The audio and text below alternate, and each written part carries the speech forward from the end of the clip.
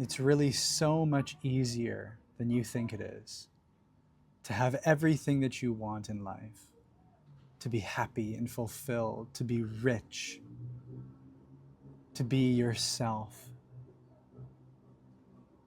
Because we've been looking in every which way, in our experiences, in other people, in the things that we can get, in the things that we create, the purpose, the meaning, the validation for that which will bring us some kind of a belonging, some kind of a sense of worthiness, some kind of a sense of peace and happiness.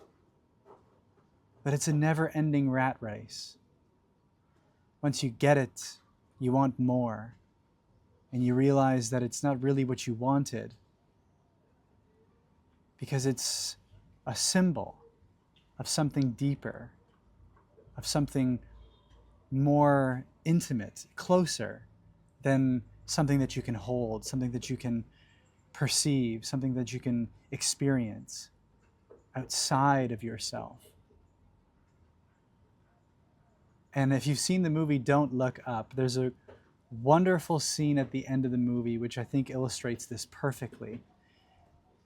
It's the end of the world, literally, and the main characters are all sitting in the living room having a last supper, a dinner together, and they're talking about nothing really, nothing special. And the main character, as the world is literally crumbling, looks around to his family and his friends and says, you know, it's funny, we really did have it all,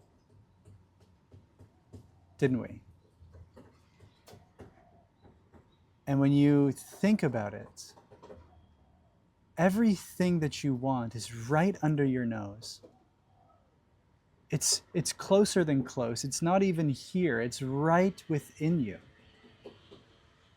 And it is only for the denial of that, the overlooking of that, the lack of understanding and realization of what's here and now, that we pursue anything outside of ourselves, in the future, trying to run from our past, trying to create something in form, in the world, that will give us a reason to believe, reason to feel, reason to see that which we are seeking fundamentally, which is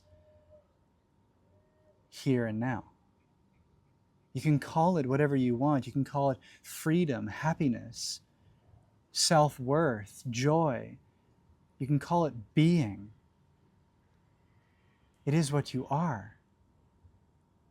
And it is that love of being, the love of yourself, the love of life itself, that you are seeking in everything that you're trying to get. It is that simple fact of your existence, that unspeakably beautiful, joyful beingness, the love of being itself, which you know so well because when you were a child, say 2 years old, when you could first walk around and you could really experience yourself in a body with the freedom to move and the freedom to meet other people and to experience things in your life. It was the simplest things that you found absolute ecstasy, bliss, and joy in. The simple fact that you could walk, the grass, the seeming vast, infinite world, just in the microcosm of this environment in your backyard. The smile of a stranger, the joy of just watching the world moving and whirling around you.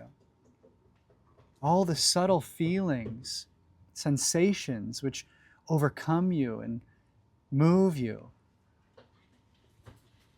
Everything is here. The kingdom of heaven that we are all seeking, that true happiness, that true love, is already here and now because it is what you are. And when you embrace yourself so deeply, when you fall so deeply, madly in love with yourself to the point where your attention, your consciousness is so immersed in this present moment that you are overcome with bliss by just the fact of perceiving, witnessing, observing your own beingness and all which is contained within that beingness, all that is here for you to see, to experience. And you see, that's why it's so much easier than you think, because thinking is the number one distraction from knowing directly that abundance that you are, the freedom that you are, the peace that is here and now, the joy and the happiness of your true self as that natural state. And every time you seek for something outside of yourself or in the future or in another, you're actually just abandoning and denying that state of being that you are, that true self which is always already prior to anything that you could want. And that's why underneath everything that you want is actually already what you are. It's already here and now. It's this moment.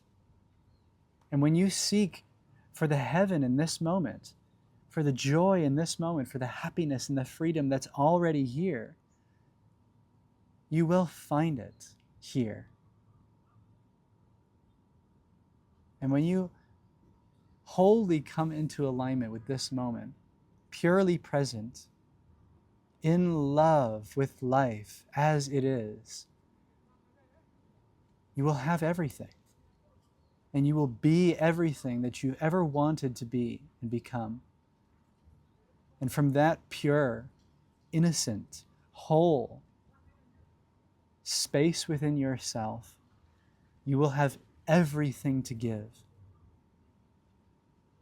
as an unconditional gift to the world, which is the greatest gift that you can give anyone, is the pure beingness, for the chance to have another recognize who they truly are, to remember that what they're truly seeking is that love within, that joy within. It is already here. And when we can all wake up to that truth and remember that it is all within, and we have heaven on earth, we have a paradise of unspeakable beauty, we have a harmony which is not producible through any means of doing or action or building or creating or impact. The greatest impact that we can make is to be wholly and completely in love with ourself, with life as it is, and for that to be the radiance that shines outward, for everyone to recognize as a beacon of truth, of love, and of peace, as the self that we all are. Give yourself that gift and allow yourself to be the gift that the world is crying out for desperately. And all of the consumeristic tendencies, and all of the seeking, and all of the striving, and all the trying to accomplish and prove, it's all fruitless and futile, and it all leads to the suffering, which is the awakening to your true nature.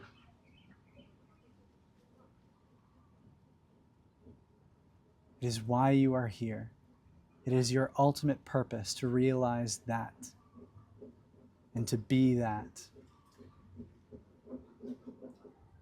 And it will be the one true fulfillment from a soul level to once and for all surrender all worldly desires, all impulses to get or become anything, and to just be